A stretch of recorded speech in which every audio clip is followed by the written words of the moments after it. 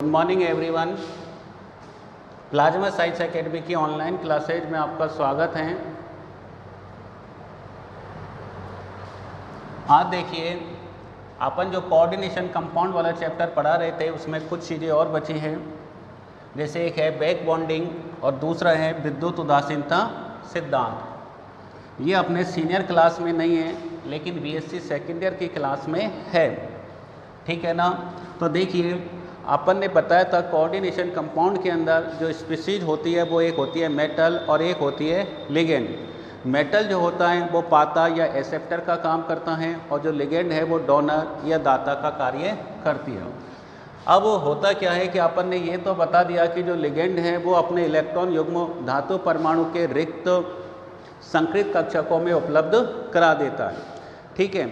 अब आप ये सोचिए कि लिगेंड इलेक्ट्रॉन देता है, यहाँ देखो लिगेंड इलेक्ट्रॉन देता है, इसने इलेक्ट्रॉन दिए तो इसके ऊपर बताओ ऋणावेश की मात्रा बढ़ेगी या घटेगी, क्योंकि इलेक्ट्रॉनों के ऊपर ऋणावेश है। और जब ऋणावेश लिगेंड से धातु परमाणु के ऊपर जाएगा तो इसके ऊपर ऋणावेश की मात्रा बढ़ जाएगी, और जब इस पर ऋणावेश की मात्रा बढ़ जाएगी तो ये कैसा हो जाएगा, अस्थायी।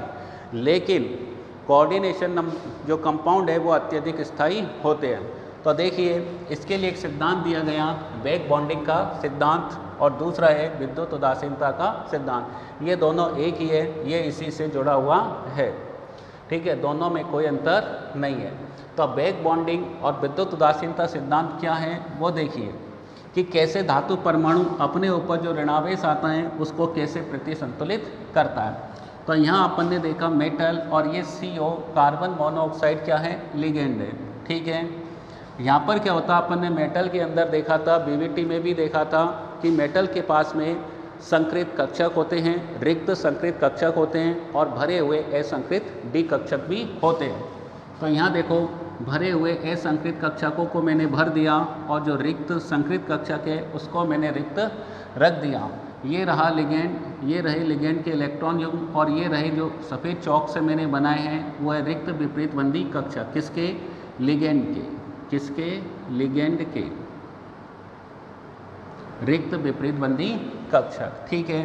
तो होता क्या है, जब मेटल लिगेंड के पास में आता है तो लिगेंड अपने इलेक्ट्रॉन युग्म मेटल के रिक्त संकृत कक्षकों में उपलब्ध कराता है और कौन सा बंध बना लेता है, सिग्मा बंध बना लेता है, ठीक है। यहाँ तक कोई परेशानी नहीं। ये कौन सा बंध बन जाएगा, सिग्मा बंध बन जाएगा। लिगेंड ने अपने इलेक्ट्रॉन युग्म किसे दे दिए, मेटल को दे दिए। ये ऋणावेश बढ़ गया, जब ये ऋणावेश बढ़ गया तो देखो ये अस्थायी हो गया।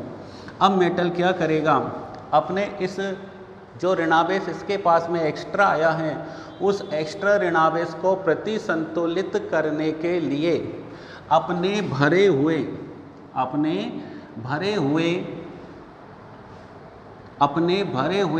असंकृत कक्षकों में से इलेक्ट्रॉनों का ट्रांसफ़र, अपने भरे हुए असंकृत कक्षकों में से इलेक्ट्रॉनों का ट्रांसफ़र लिगेंड के रिक्त विपरीत बंदी कक्षकों में करके पाई बॉन्ड का निर्माण कर लेता है।